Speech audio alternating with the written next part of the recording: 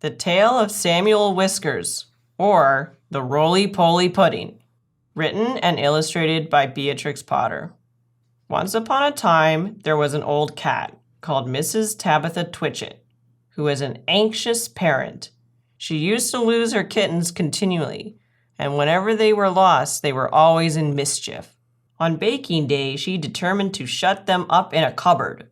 She caught Moppet and Mittens, but she could not find Tom. Mrs. Tabitha went up and down all over the house, mewing for Tom Kitten. She looked in the pantry under the staircase, and she searched the best spare bedroom that was all covered up with dust sheets. She went right upstairs and looked into the attics, but she could not find him anywhere. It was an old, old house, full of cupboards and passages. Some of the walls were 4 feet thick, and there used to be strange noises inside them, as if there might be a little secret staircase. Certainly there were odd little jagged doorways in the wainscot, and things disappeared at night, especially cheese and bacon. Mrs. Tabitha became more and more distracted and mewed dreadfully. While their mother was searching the house, Moppet and Mittens had got into mischief. The cupboard door was not locked, so they pushed it open and came out. They went straight to the dough, which was set to rise in a pan before the fire. They patted it with their little soft paws. "Shall we make dear little muffins?" said Mittens to Moppet. But just at that moment, somebody knocked at the front door, and Moppet jumped into the flour barrel in a fright. Mittens ran away to the dairy and hid in an empty jar on the stone shelf where the milk pans stand. The visitor was a neighbor, Mrs. Ribby. She had called to borrow some yeast. Mrs. Tabitha came downstairs mewing dreadfully. "Come in, Cousin Ribby, come in, and sit ye down." "I'm in sad trouble, Cousin Ribby," said Tabitha, shedding tears. "I've lost my dear son Thomas. I'm afraid the rats have got him." She wiped her eyes with her apron. "He's a bad kitten, Cousin Tabitha. He made a cat's cradle of my best bonnet last time I came to tea. Where have you looked for him?" "All over the house. The rats are too many for me. What a thing it is to have an unruly family," said Mrs. Tabitha Twitchit. "I'm not afraid of rats. I will help you to find him, and whip him too. What is all that soot in the fender?" "The chimney wants sweeping. Oh dear me, Cousin Ribby. Now Moppet and Mittens are gone. They have both got out of the cupboard." Ribby and Tabitha set to work to search the house thoroughly again. They poked under the beds with Ribby's umbrella, and they rummaged in cupboards. They even fetched a candle and looked inside a clothes chest in one of the attics. They could not find anything, but once they heard a door bang and somebody scuttered downstairs. "Yes, it is infested with rats," said Tabitha tearfully. "I caught 7 young ones out of one hole in the back kitchen, and we had them for dinner last Saturday. And once I saw the old father rat, an enormous old rat, Cousin Ribby. I was just going to jump upon him when he showed his yellow teeth at me and whisked down the hole. The rats get upon my nerves, Cousin Ribby," said Tabitha. Ribby and Tabitha searched and searched. They both heard a curious roly-poly noise under the attic floor, but there was nothing to be seen. They returned to the kitchen. "Here's one of your kittens at least," said Ribby, dragging Moppet out of the flour barrel. They shook the flour off her and set her down on the kitchen floor. She seemed to be in a terrible fright. "Oh, mother, mother," said Moppet. "There's been an old woman rat in the kitchen, and she's stolen some of the dough." The 2 cats ran to look at the dough pan. Sure enough, there were marks of little scratching fingers, and a lump of dough was gone. "Which way did she go, Moppet?" But Moppet had been too much frightened to peep out of the barrel again. Ribby and Tabitha took her with them to keep her safely in sight, while they went on with their search. They went into the dairy. The first thing they found was Mittens, hiding in an empty jar. They tipped up the jar, and she scrambled out. "Oh, mother, mother, there has been an old man rat in the dairy, a dreadful 'normous big rat, mother, and he's stolen a pat of butter and the rolling pin." Ribby and Tabitha looked at one another. "A rolling pin and butter? Oh, my poor son Thomas," exclaimed Tabitha, wringing her paws. "A rolling pin?" said Ribby. "Did we not hear a roly-poly noise in the attic when we were looking into that chest?" Ribby and Tabitha rushed upstairs again. Sure enough, the roly-poly noise was still going on quite distinctly under the attic floor. "This is serious, Cousin Tabitha," said Ribby. "We must send for John Joyner at once with a saw." Now this is what had been happening to Tom Kitten, and it shows how very unwise it is to go up a chimney in a very old house, where a person does not know his way, and where there are enormous rats. Tom Kitten did not want to be shut up in a cupboard. When he saw that his mother was going to bake, he determined to hide.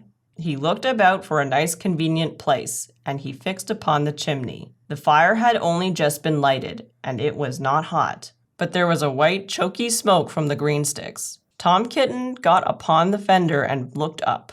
It was a big, old-fashioned fireplace. The chimney itself was wide enough inside for a man to stand up and walk about, so there was plenty of room for a little tomcat. He jumped right up into the fireplace, balancing himself upon the iron bar where the kettle hangs. Tom Kitten took another big jump off the bar and landed on a ledge high up inside the chimney, knocking down some soot into the fender. Tom Kitten coughed and choked with the smoke, and he could hear the sticks beginning to crackle and burn in the fireplace down below. He made up his mind to climb right to the top and get out on the slates, and try to catch sparrows.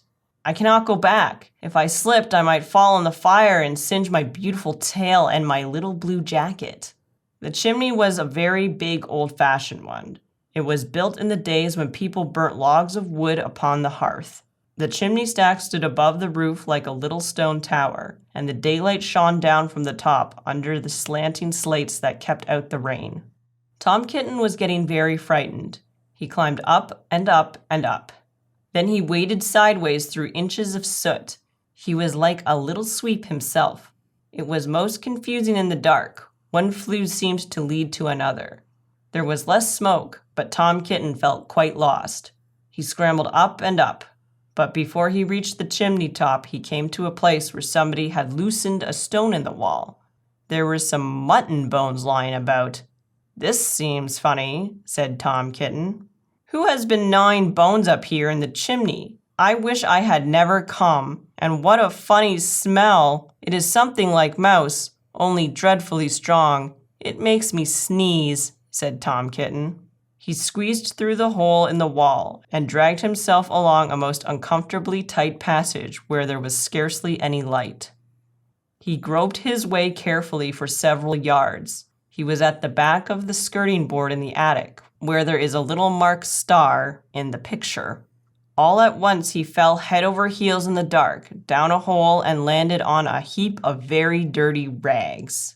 When Tom Kitten picked himself up and looked about him, he found himself in a place that he had never seen before, although he had lived all his life in the house. It was a very small, stuffy, fusty room, with boards and rafters and cobwebs, and lath and plaster. Opposite to him, as far away as he could sit, was an enormous rat. "What do you mean by tumbling into my bed all covered with smuts?" said the rat, chattering his teeth. "Please, sir, the chimney wants sweeping," said poor Tom Kitten. "Anna Maria! Anna Maria!" squeaked the rat. There was a pattering noise, and an old woman rat poked her head round a rafter.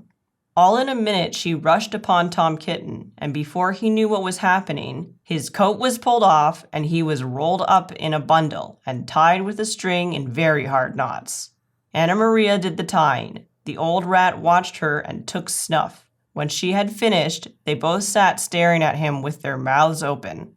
"Anna Maria," said the old man rat, whose name was Samuel Whiskers, "Anna Maria, make me a kitten dumpling roly-poly pudding for my dinner." "It requires dough and a pat of butter and a rolling pin," said Anna Maria, considering Tom Kitten with her head on one side. "No," said Samuel Whiskers. "Make it properly, Anna Maria, with breadcrumbs." "Nonsense! Butter and dough," replied Anna Maria. The two rats consulted together for a few minutes and then went away.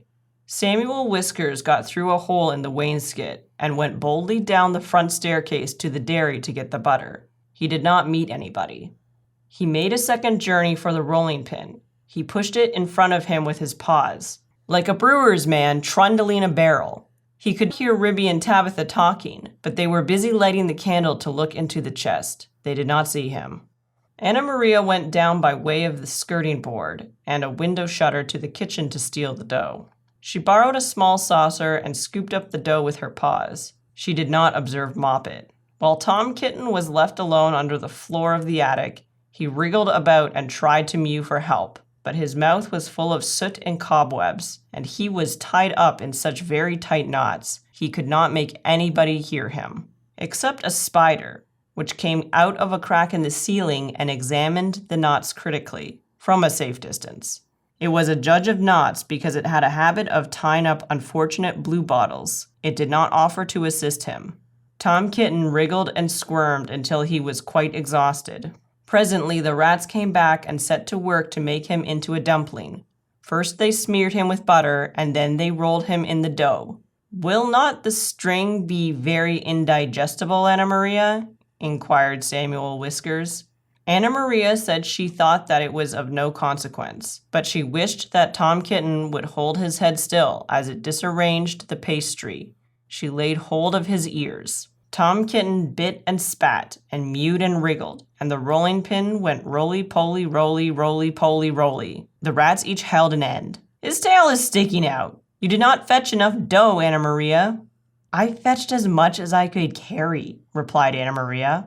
"I do not think," said Samuel Whiskers, pausing to take a look at Tom Kitten. "I do not think it will be a good pudding. It smells sooty."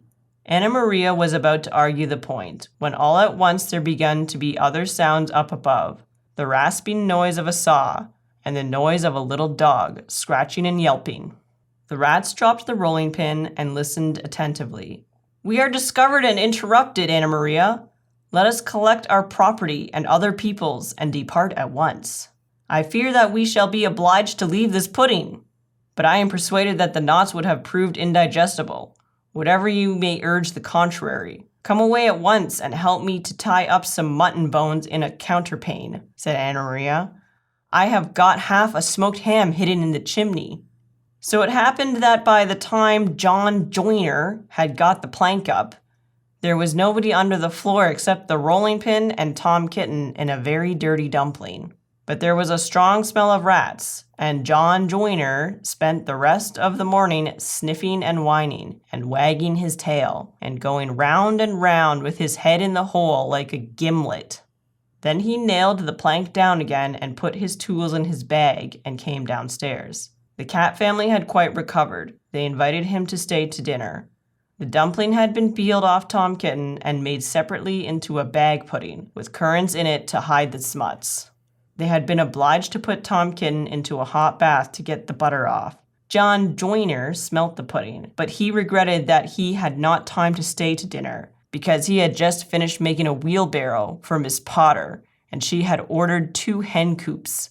And when I was going to the post late in the afternoon, I looked up the lane from the corner, and I saw Mr. Samuel Whiskers and his wife on the run, with big bundles on a little wheelbarrow, which looked very like mine. And they were just turning in at the gate to the barn of Farmer Potatoes. Samuel Whiskers was puffing and out of breath. Anna Maria was still arguing in shrill tones. She seemed to know her way, and she seemed to have a quantity of luggage. I am sure I never gave her leave to borrow my wheelbarrow. They went into the barn and hauled their parcels with a bit of string to the top of the haymow. After that, there were no more rats for a long time at Tabitha Twitchett's. As for Farmer Potatoes, he has been driven nearly distracted. There are rats and rats and rats in his barn. They eat up the chicken food and steal the oats and bran, and make holes in the meal bags. They are all descended from Mr. and Mrs. Samuel Whiskers, children and grandchildren and great-great-grandchildren. There is no end to them. Moppet and Mittens have grown up into very good rat catchers. They go out rat catching in the village, and they find plenty of employment. They charge so much a dozen and earn their living very comfortably. They hang up the rats' tails in a row on the barn door to show how many they have caught. Dozens and dozens of them. But Tom Kitten has always been afraid of a rat. He never durst face anything that is bigger than a mouse.